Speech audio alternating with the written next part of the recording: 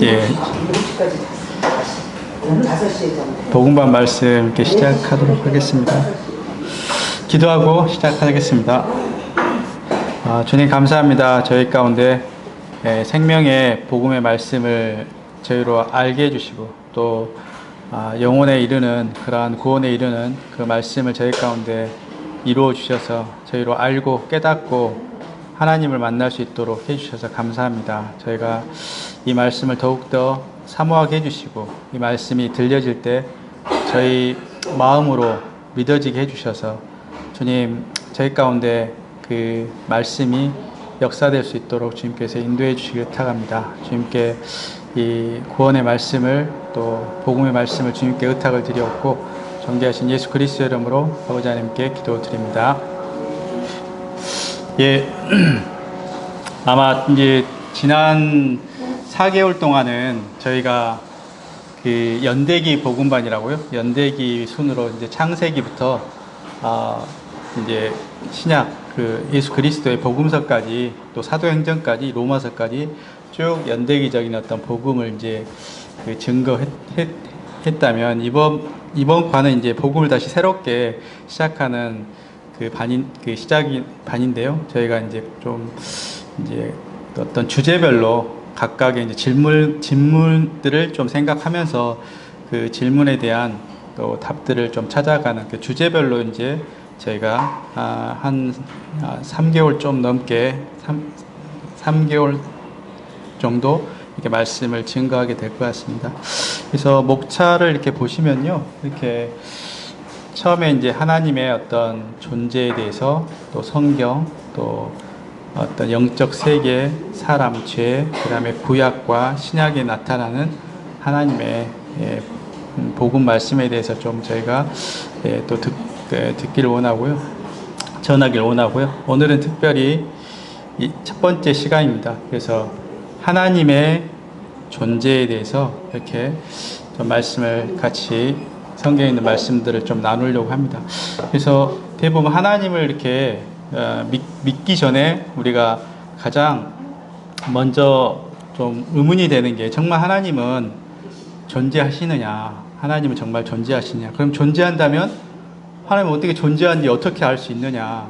사실 이제 하나님이 계신다는 것을 우리가 존재함을 어떤 과정을 통해서 조금 인식하게 될 때 그때 이제 하나님의 말씀을 저희가 듣게 되는 것 같아요. 그래서 하나님 자신을 계시하시고 알리시길 원하는데 근데 도대체 왜 하나님 우리가 알 수 없을까?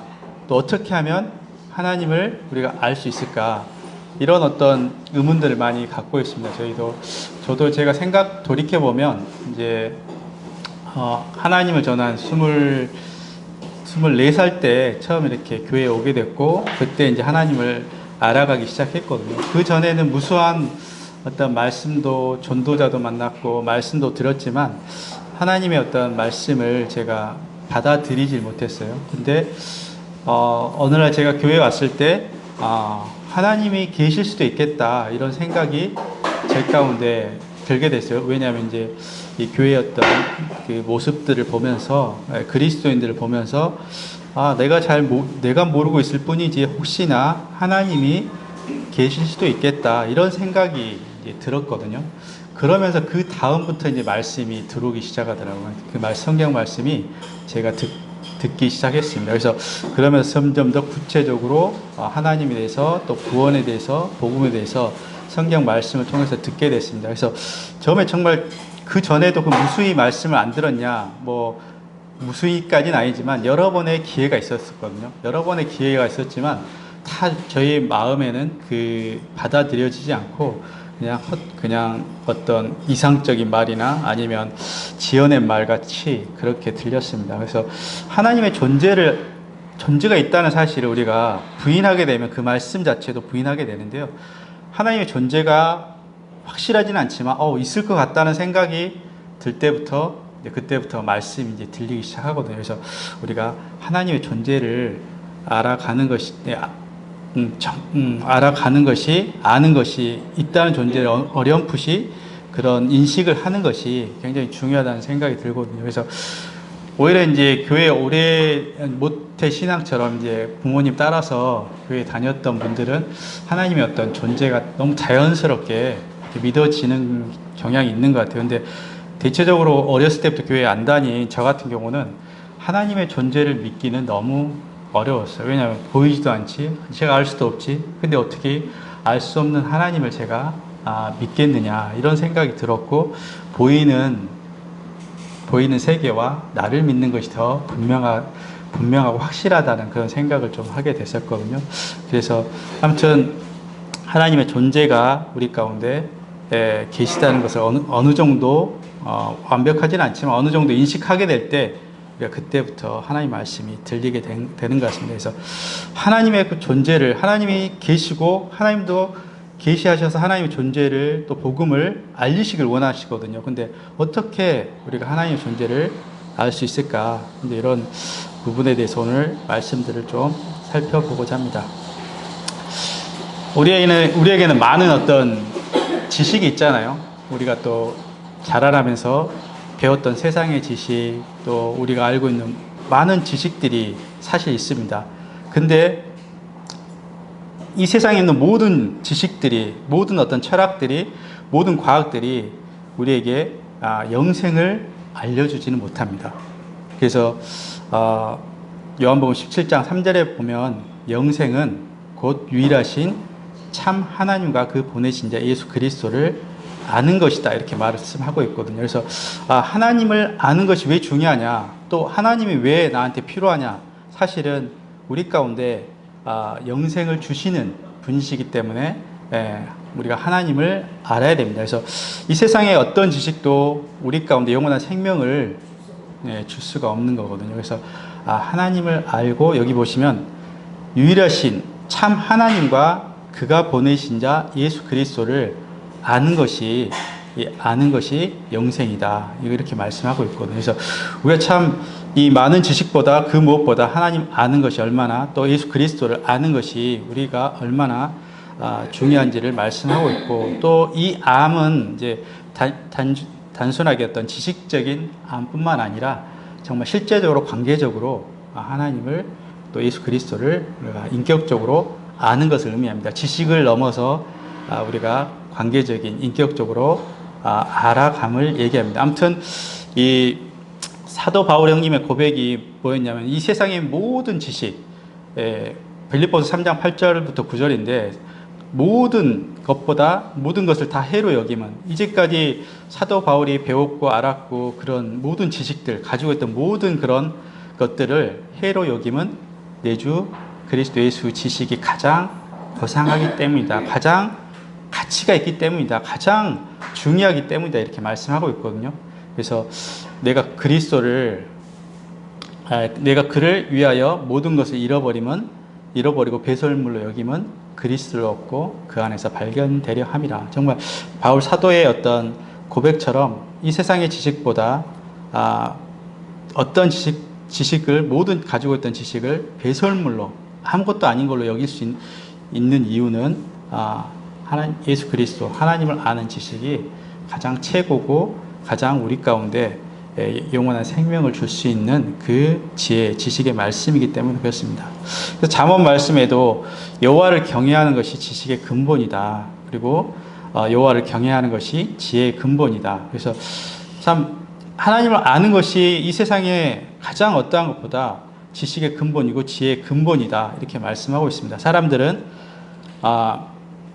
모르기 때문에 이제 스스로 가지고 있는 지식이 최고로 여기고 인간의 지성을 가장 최고로 여기지만, 오히려 바울 사도의 고백처럼 이 모든 것이 쓸모없는 배설물로 여기는 그런 지식인데, 오직 영원하신, 영혼에 관련된 여호와를 아는 것이 지식의 진정한 지식과 지혜의 근본이다, 이렇게 말씀하고 있습니다. 그래서 힘써 여호와를 알자, 우리가 힘써 하나님과 예수 그리스도를 알게 될 때 우리 가운데 영원한 생명이 있음을 말씀하고 있습니다. 그래서 어떠한 지식보다 가장 중요하고 가장 가치 있고 우리가 꼭 알아야 될 지식이라고 말씀하고 있습니다. 그러면 이제 그러한 지식인데, 영생을 주실 수 있는 우리 가운데 그러한 소식이고 지식인데, 어떻게 그러면 우리가 그 하나님을 알 수 있을까 했을 때, 로마서 1장 19절 20절 말씀에 보면요, 이는 하나님을 알만한 것이 그들 속에 보임이라. 하나님께서 이를 그들에게 보이셨느니라. 20절에 창세로부터 그의 보이지 아니한 것들 곧 그의 영원하신 능력과 신성이 그가 만드신 만물에 분명히 보여 알려졌나니 그러므로 그들이 핑계하지 못할지니라. 이렇게 말씀하고 있거든요. 많은 사람들이, 믿지 않는 또 많은 사람들이 이런 얘기합니다. 정말 하나님이 계시면 왜 하나님을 우리가 알 수 없느냐? 우리가 왜 하나님을 보여주면 내가 하나님을 믿겠다. 이렇게 말씀하고 있거든요. 그렇게 말을 하고 있거든요. 그런데 그러면서 하나님을 알 만한 것이 없다고 이렇게 스스로 이렇게 단정하는 사람들이 많은 것 같습니다. 그러나 성경에는 분명하게 하나님을 알 만한 것들을 그 속에 보이셨다. 이제 그 속에 보였다는 게 어떤 의미인지 차후 좀 보도록 하겠습니다. 그리고 창세로부터 그 만물, 그 만드신 만물의 그의 신성과 능력들을 보이시면서 하나님이 이 우주 만물을 통해서 또 이 대자연의 어떤 신비들을 통해서 정말 하나님이 계시겠구나 이런 그 마음을 갖도록 하셨다는 것입니다. 그리고 우리 속에 있는 것은 사실 우리의 마음과 양심이거든요. 이 양심을 통해서 우리가 하나님이 계심을 우리가 알 수 있습니다. 어떻게 알 수 있냐면요. 사실은 저도 어렸을 때 그런 경험이 누구나 많이 있을 거예요. 우리가 정말 급하고 어려운 곳, 정말 급한 사정이 됐을 때 어떻게 합니까? 하나님. 이렇게 어떤 하나님이라고 싶지 않지만, 뭐 어떤 절대자를 저희가 간절히 찾고 있는 것을 보게 됩니다. 그런 우리의 어떤 어린 시절이나 우리가 정말 어려울 때, 궁핍에 처해 있을 때, 우리가 사실은 하나님을 의지하고 우리 마음 가운데 누구를 의지하고자 하는 그 마음이 있는 것입니다.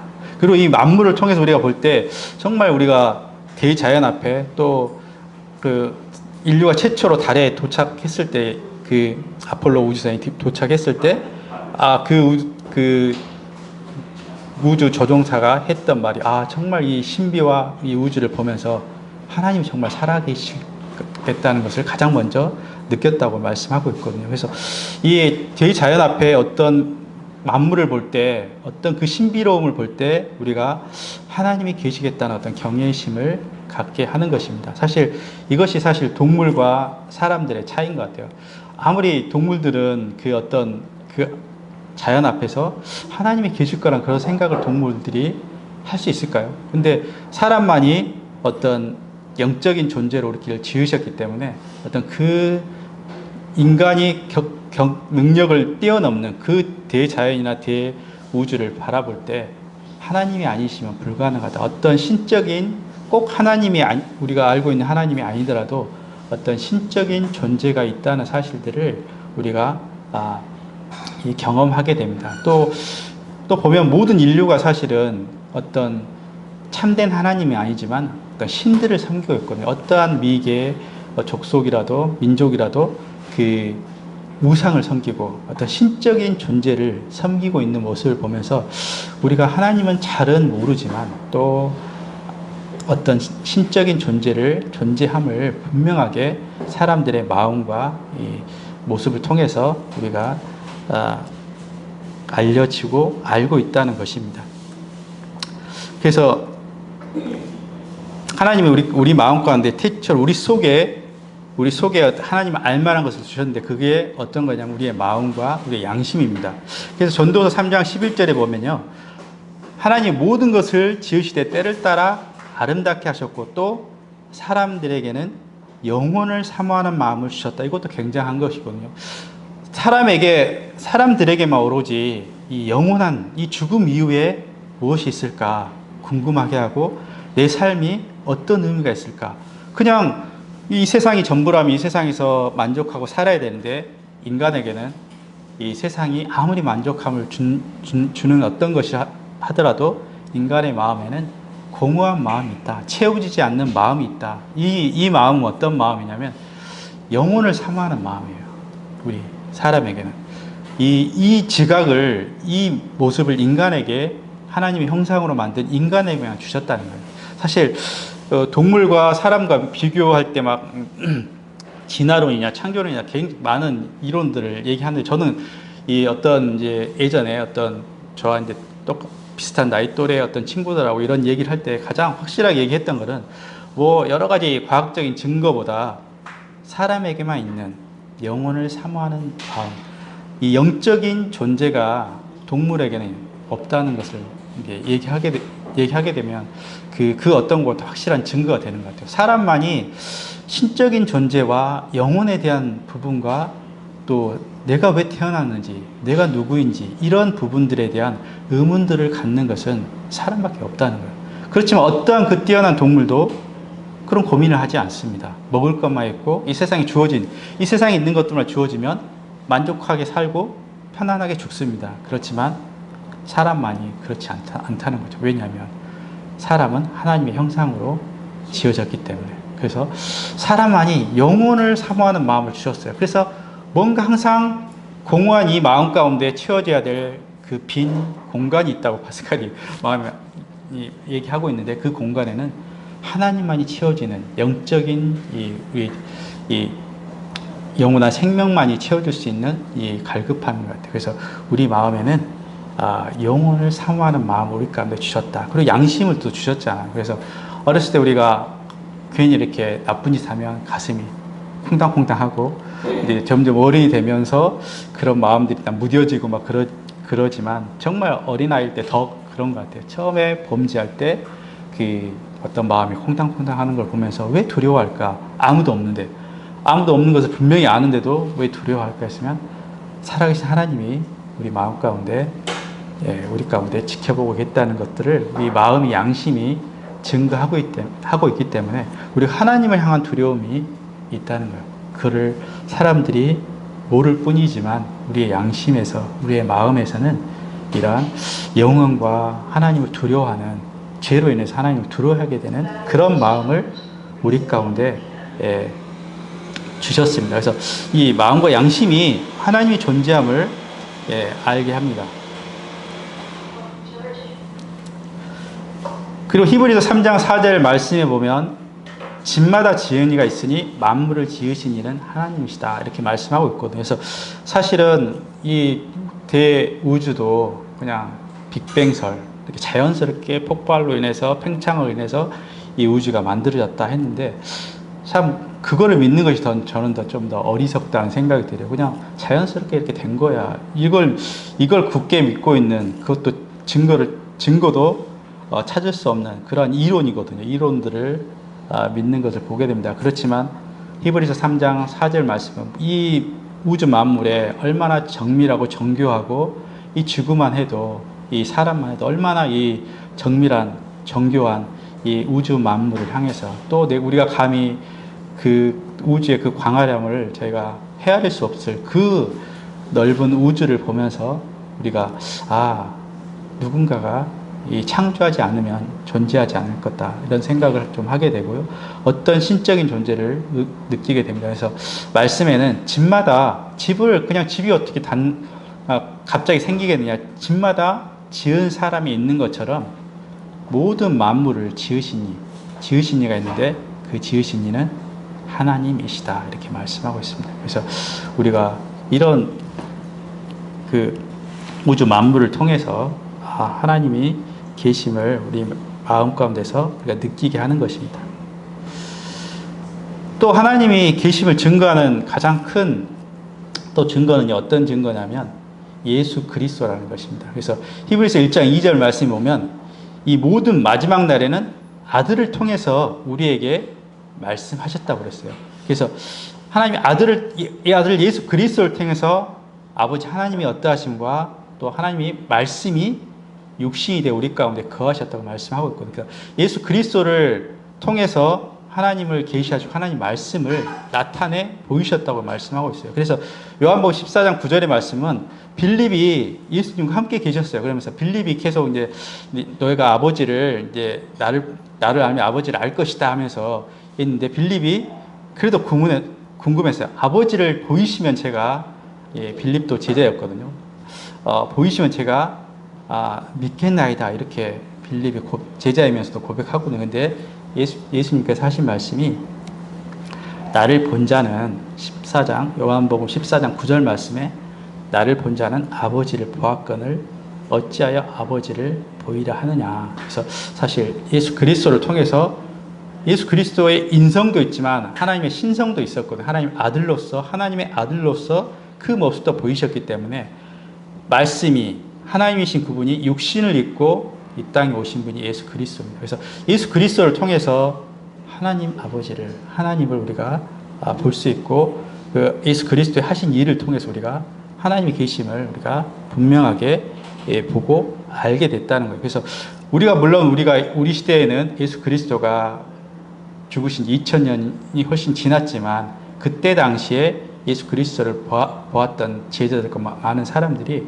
하나님의 현현하심을 우리 보게 됐던 것이거든요. 그렇다면 오늘날에는 어떻게 이 말씀을 통해서 실제 존재하셨던 어느 누구도 부인할 수 없는 예수 그리스도가 살아 계셨고 죽으셨고 부활하셨다는 그 사실들을 말씀을 통해서 증거를 통해서 이 성경을 통해서 우리 가운데 말씀하기 때문에 하나님의 존재를 예수 그리스도를 통해서 우리가 보게 된다는 것입니다. 또한 그뿐만 아니라 사실은 더 확실한 증거는요.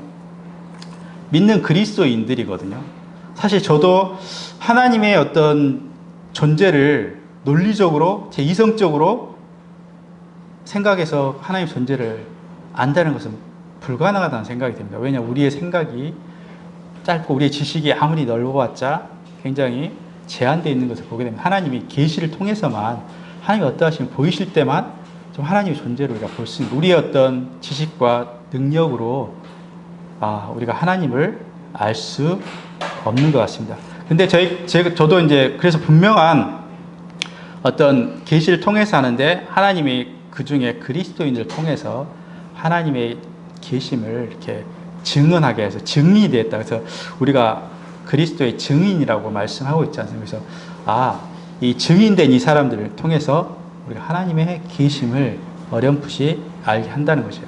법정에서 증인의 그 말은 힘이 있거든요. 그래서 우리 어떤 그리스도인들을 통해서 예전에 예수 그리스도를 보지 못했다 하더라도 그리스도를 통해서 예수 그리스도의 모습과 하나님의 모습을 저희를 삶을 통해서 그리스도의 향기가 드러나게 될 때 정말 하나님이 존재하실 것 같아요. 이런 마음을 사람들이 갖게 한다는 것입니다. 그래서 저도 사실은 어떤 이론으로 막 하나님 어떤 존재를 막 과학적으로 증명해서 하나님의 존재를 좀 인정한 게 아니라 믿는 그리스도인들의 모습을 보면서 정말 그렇다면 하나님이 존재하실 것 같다. 이런 마음이 확실하진 않죠. 그때는 이제 그렇지만 제가 모르고 있을 뿐이지 하나님이 존재하고 있는 것 같아. 너를 통해서 너를 보니까 하나님의 어떤 존재함이 있는 것 같아. 그래서 그 마음을 갖게 된 거예요. 그래서 무엇보다 가장 강력한 증거가 하나님 계심을 증명할 수 있는 것이 그리스도의 생명을 갖고 있는 하나님의 영원한 생명을 갖고 있는 그리스도인이라는 생각입니다. 그리스도를 통해서 하나님 교회를 통해서 하나님의 계심을 증거하고 있다. 증인하고 있다. 그래서 히브리서 말씀에 보면 허다한 증인들이 있다. 믿는 자들을 통해서 허다한 증인들이 있고 사도행전 1장 8절 말씀에 보면 성령이 너에게 임하시면 너희가 권능을 받고 하면서 내 증인이 되리라 이렇게 말씀. 누구를 향해서 증인을 쓰겠습니까? 믿는 사람 통해서 증인이 아니라 믿지 않는 자들을 통해서 하나님이 살아계신 하나님이 계시고 영원한 영생이 있다는 사실들을 우리가 증언하는 그 증인이다 이렇게 말씀하고 있습니다. 그래서 이 증인을 통해서 가장 확실한 어떤 우리가 하나님 존재를 알아가는 그런 부분인 것 같습니다. 그래서 이런 사실을 통해서 우리가 하나님이 계심을 존재를 알아가게 되는 것 같습니다. 근데 또 한 가지는 이제 좀 더 왜 궁금했던 게 저도 하나님을 알리시기 원하면 왜 좀 더 하나님을 더 분명하게 아까 네 가지 방법을 얘기했지 않습니까? 양심과 마음과 예수 그리스도와 또 그리스도인들을 통해서, 증인들을 통해서 알게 하셨는데, 이거보다 좀 더 확실하게 좀 뭔가 이렇게 막 나타나셔서 어떤 능력을 보이시고 사람의 눈으로 보일 수 있게끔 하시면 좀 더 사람들이 더 좀 믿지 않을까, 이런 생각을 많이 하게 됐었는데요.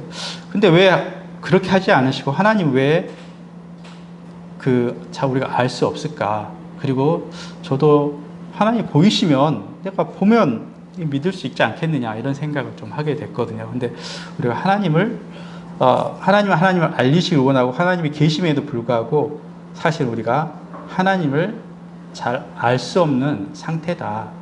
고장난 어떤 라디오처럼, 고장난 핸드폰처럼, 핸드폰은 존재하고 이 신호는 오지만 그 핸드폰이 고장났다면 그 신호를 받지 못하는 것처럼 하나님 계속 우리에게 전파와 사인을 주시는데 그거를 캐치하지 못한 상태라면 하나님의 어떤 나타나심 우리가 알 수 없다, 깨달을 수 없다, 이렇게 말씀하고 있거든요. 그래서 이사야 59장 2절 말씀에 보면요, 하나님 알 수 없는 가장 큰 이유가 너희 죄악이 너희와 너희 하나님 사이를 갈라놓았다. 그렇기 때문에 너희 죄가 그의 얼굴을 가리어서 너희에게 듣지 않으시게 함이라, 이렇게 말씀하고 있거든요.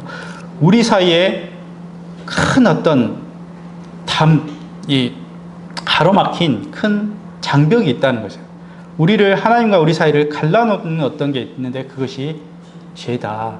그래서 죄는 어떻게 보면 고장난 인간의 상태를 얘기합니다. 우리가 고장난 상태에서는 제 기능을 발휘할 수 없는 것처럼 죄로 인해서 우리가 고장나 있기 때문에, 문제가 있기 때문에, 가로막혀 있기 때문에 하나님 아버지를 있는 모습 그대로 보지 못한다, 이렇게 말씀하고 있습니다. 그리고 요한일서 1장 5절 말씀에 보시면요, 우리가 그에게서 듣고 너희에게 전한 소식이 이것이니 곧 하나님은 빛이시라, 그에게는 어둠이 조금도 없으시니라. 그래서 사실 이 말씀의 의미는요, 어둠은 죄를 의미하는 거거든요. 하나님은 죄가 전혀 없으시기 때문에, 죄와 함께 하실 수 없기 때문에 함께 하실 수 없다는 사실입니다. 하나님 빛이시고 거룩하신 분이기 때문에 죄와는 구별돼 있어야 된다는 것입니다. 그래서 어둠과 함께 전혀 할 수 없다. 그래서 우리의 죄가 우리의 눈을 가렸고, 우리의 죄가 하나님 사이를 갈라놓았고, 죄가 듣지 못하게 한다는 것입니다. 그래서 일단은 먼저 알아야 될 게, 하나님 문제가 아니라 내가 문제구나. 내가 하나님을 알 수 없는 어떤 상태가 되었다는 것이 성경 말씀에서 얘기해 주고 있는 것입니다. 그래서 그렇지만 그 인간에게 하나님을 알게 하신다는, 알만한 것들을 하나님이 보이신다는 것입니다. 또 하나님을 저희가 알 수 없는 또 이유는, 제가 우리 하나님을 대부분 이제 보이는 어떤 형상으로 우리 하나님을 찾는 것 같아요. 하나님을 아까 제일 크게 생각됐던 게, 하나님 보이시면 좀 우리가 하나님 보고 알 수 있지 않느냐, 이런 의문들이 많이 가졌거든요. 근데 이 하나님은 어떤 보이는 형상으로 있는 게 아니라 하나님은 영이시다, 영적인 어떤 존재임을 말씀하고 있고요. 또 사실 그래도 하나님 능력이 있으시기 때문에 하나님 모습을 어떤 형상으로 보이셨어요. 모세에게는 어떤 형상을 보이셨거든요. 이렇게 보이실 수도 있으신데, 사실 어떤 형체를 가지고 있는 것, 보이실 수는 있지만 그런 어떤 특별한 형체를 가지고 있지는 않으시다고 저는 생각이 됩니다. 그래서 하나님을 보여달라 했을 때 우리는 하나님은 영적인 어떤 존재이고, 또 하나 문제는 우리가 하나님을 대면하게 됐을 때 우리가 우리는 하나님을 대면했을 때 우리가 죽을 수밖에 없기 때문에 하나님을 대면할 수 없다. 이 말씀이 출애굽기 33장 20절에 보시면요, 내가 내 얼굴을 보지 못하리니 나를 보고 살 자가 없습니다. 정말 하나님을 보고 싶기를 원한다면 죽음을 각오하고 보셔야 돼요. 그리고 하나님 앞에 하나님 보게 됐을 때 그 어느 누구도 살짝 없다. 왜? 아까 요한일서 5절에 있는 말씀처럼 하나님은 빛이시고 어둠이 없으시기 때문에 죄인인 우리가 하나님 앞에 섰을 때는 바로 심판으로 인해서 죽을 수밖에 없기 때문에 하나님의 어떤 얼굴 모습으로 보일 수가 없다는 것을 말씀하고 있습니다. 또 다른 이유는, 또 다른 말씀에는 마태복음 5장 8절에는 그러면 정말 하나님 볼 수 없는 거냐 했을 때 이런 말씀도 있거든요. 마음이 청결한 자는 복이 있나니 그들이 하나님을 볼 것이요, 이렇게 얘기하고 있습니다. 그래서 여기에 볼 것이 했을 때는 뭐 육안으로 이렇게 보는 의미보다 영적인 하나님을 만나게 될 것이다. 또 그 영적인 하나님 우리 가운데 거하시게 될 때 하나님과 함께하는 그런 그 삶을 살게 될 것이다. 그래서 정말 우리가 마음이 청결해지고 죄 사함을 받고 거듭나게 됐을 때 우리가 하나님의 존재, 하나님의 함께하심을 우리가 경험하게 된다, 볼 수 있게 된다, 이렇게 말씀하고 있습니다. 또 하나님을 우리가 알 수 없는 이유가 에베소 2장 1절 말씀에 보면요, 그는 허물과 죄로 죽었던 너희를 살리셨다. 이 그는 예수 그리스도. 그러니까 우리는 여튼간 허물과 죄로 죽었다고 얘기하고 있습니다. 사실 우리가 죽었습니까? 이 말씀은 허물과 죄로 우리가 죽었다, 이렇게 죽었던 너희를 살리셨다, 죽었기 때문에 살리셨다는 의미인데 그 앞부분의 말씀은 우리가 죽었다고 말씀하고 있거든요. 죽었습니까, 우리가? 예, 대답을 못하시는 거 보는데 죽었습니다. 어떻게 죽었냐? 첫 번째, 하나님과 분리가 일어났어요. 그래서 아담과 하와가 하나님을 보고 대면하고 이렇게 대면할 수도 있고 대화를 할 수도 있었잖아요. 그 아담과 하와가 이제 하나님으로부터 분리됨을 통해서 이 죽음은 이 분리를 의미합니다. 그래서 하나님의 영적인 생명에서 떨어지면서 영적으로 먼저 죽음을 맞이했고요. 그 다음에 육체는 안 죽었냐? 사실 육체도 죽었습니다. 근데 사실은 그 죽어가는 시간이 당장 죽어간 게 아니라 죽어가고 있는, 사실 생명의 근원이신 하나님으로부터 분리되면서 우리의 육신도 영적인 죽음을 맞이했을 뿐만 아니라, 그래서 영적인 하나님 영이신데 우리가 영적인 것에 우리가 지각이 없는 것이에요. 영적인 것에 영적이신 하나님을 볼 수가 없는 것이에요. 그래서 영적으로 죽었고 육체적으로도 하나님의 은혜를 베푸셨지만 당장 죽진 않고 죽어가고 있는, 결국에는 생명에서 분리됐기 때문에 우리는 죽은 거나 마찬가지죠. 그렇지만 잠시 생명이 붙게 하셔서 살게 하신 것은 하나님의 은혜입니다. 그를 통해서 하나님이 다시 회복해 하시는 그 기간이 될 수 있기 때문에 그렇습니다. 그래서 아무튼 육체의 죽음도 왔고요, 영혼의 영적인 죽음이 바로 왔다는 것입니다. 예, 그래서 우리가 영적인 죽음이 있기 때문에 우리가 하나님을 잘 알지 못하는, 영이신 하나님을 우리가 잘 알지 못한다고 얘기하고 있습니다. 그래서 요한복음 4장 24절에 아까 말씀 계속하고 인용했던데, 하나님은 영이시다, 영적인 존재이시다. 우리가 육체적인 어떤 곳으로 하나님을 우리가 만나려고 하는데 그렇지 않다. 하나님은 영이시다, 이렇게 말씀하고 있고요. 그래서 우리가 영적으로 죽은 우리가 하나님을 볼 수 있기 위해서는, 하나님을 우리가 알게 하기 위해서는 거듭남이 필요하다. 이 거듭남은요, 영적인 생명이 우리 가운데 다시 태어난 것을 의미합니다. 그래서 육적으로 태어난 것은 육이지만 영으로 태어난 것이 영이다, 이렇게 하면서 니고데모에게 했던 말씀입니다. 요한복음 3장에서 했던 말씀인데, 진실로 진실로 내게 이르노니 사람이 거듭나지 아니하면 하나님 나라를 볼 수가 없다. 또 영적으로 태어나야만이 하나님을 우리가 알 수 있다. 그래서 이처럼 우리가 영적으로 죽어 있기 때문에 하나님을 또 알 수 없고, 또 우리가 죄가 있기 때문에 하나님을 분명하게 알지 못하는 상태에, 하나님과 분리된 상태에 있다고 말씀하고 있습니다. 그래서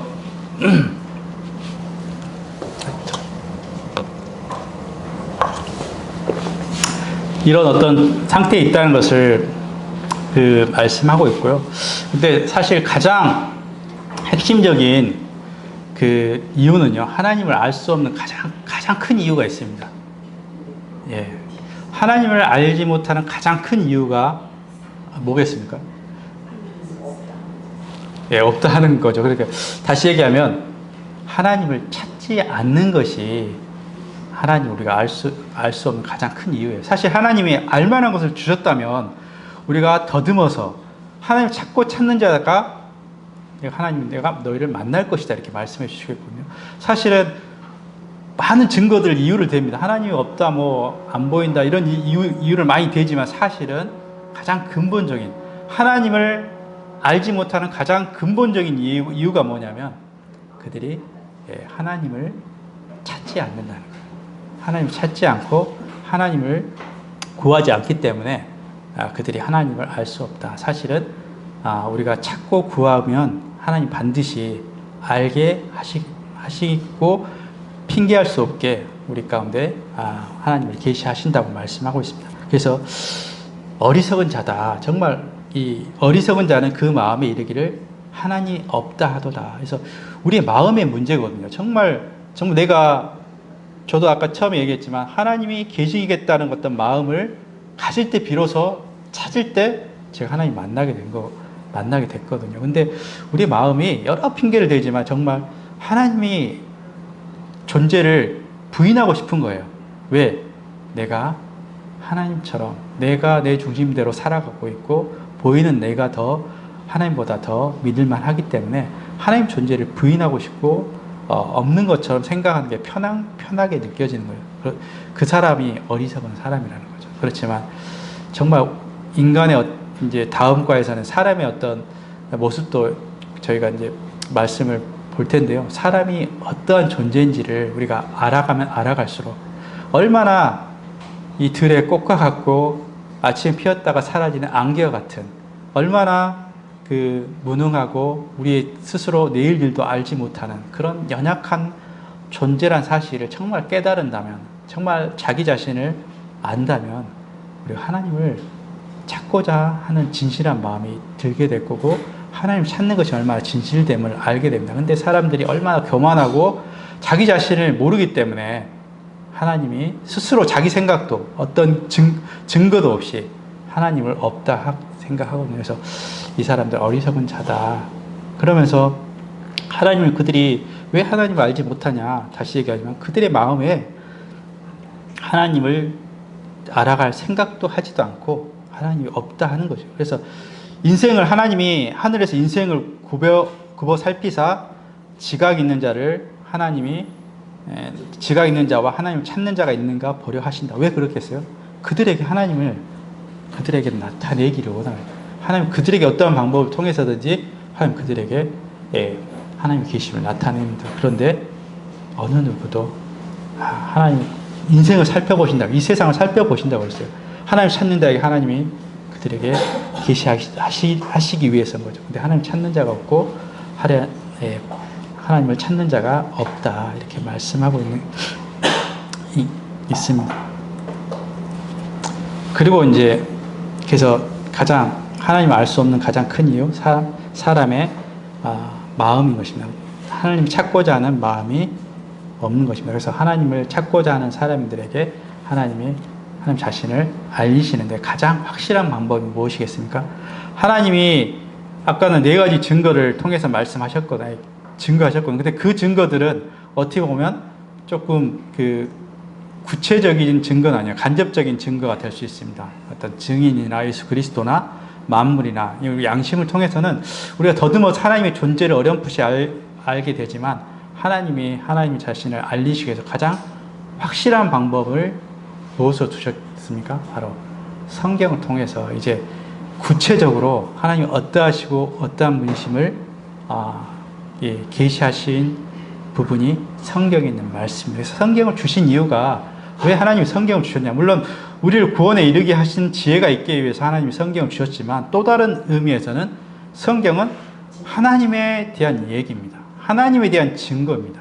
그래서 요한복음 5장 39절에 보면 너희가 성경에서 영생을 얻을 줄 생각하고 성경을 연구하거니와 이 성경은 곧 내게 대해서 증언하는 것이다. 곧 하나님과 예수 그리스도에 대해서 이 성경은 증언하고 있습니다. 그래서 우리가 이제 구체적으로 이제 하나님이 계신 것 같아서 알고자 하는 마음이 이제 들 때 하나님 구체적으로 어떻게 알리시냐면 성경 말씀을 통해서. 그래서 하나님 우리 성경은 하나님의 말씀, 하나님의 감동으로 쓰여진 말씀이거든요. 하나님을 계시할 뿐만 아니라 이 말씀을 통해서 하나님이 사람들에게 구원에 이르는, 영원한 생명에 이르는, 다시 원래 하나님 형상으로 만들었던 사람의 모습으로 회복하시고자 하는 것이 하나님의 계획이신데 그 계획이 이 성경의 말씀 가운데 구체적으로 나타내주고 있다는 것입니다. 그래서 가장 확실한 증거는, 가장 또 분명하게 정확하게 알 수 있는 하나님의 존재를 하나님을 알아가는 방법은 말씀을 통해서 우리가 들을 때, 또 하나님의 말씀을 들을 때 믿음이 생기고, 이 믿음을 통해서 하나님의 계심을 우리가 확증할 수 있는 것입니다. 그래서 이제 다음과는 이제 시간 이제 여기까지 하는데, 다음은 이제 성경의 부분에서 그럼 성경이 정말 뭘 말씀하고 있는가? 성경이 사실인가? 성경이 하나님이 어떠하심을 구체적으로 계시하고 있고, 또 계시할 뿐만 아니라 영원한 생명을 얻게 하는, 그러한 생명이 있게 하는 그 증거를 말씀을 통해서 말씀하고 있다면 이 성경이 정말 사실인가? 성경에서 어떤 내용들이 있는가? 그래서 다음 부화에서는 이제 성경에 대한 부분들을 말씀을 나누고자 합니다. 아무튼 오늘 말씀을 다시 정리하면요, 무엇보다 중요한 건 믿지 않는 자들, 또 사람들이 하나님을 많이 찾고자 하는 사람들이 있는가 하면 대부분 하나님을 찾지 않고 하나님을 찾지 않는 것을 보게 됩니다. 그래서 우리가 왜 그들이 이제 여러 이유들로 되지만 왜 그들이 하나님을 알만한 것들 하나님이 보이셨고 알리셨는데 왜 그들이 하나님 찾지 못하느냐?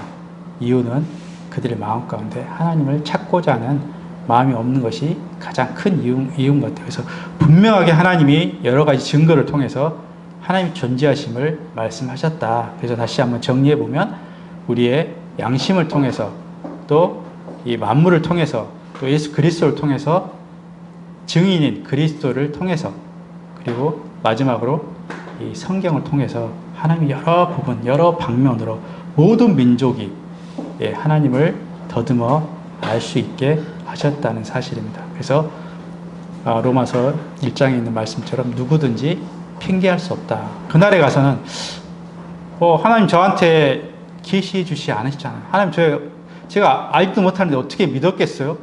이런 핑계를 댈 수 없다는 거예요. 왜?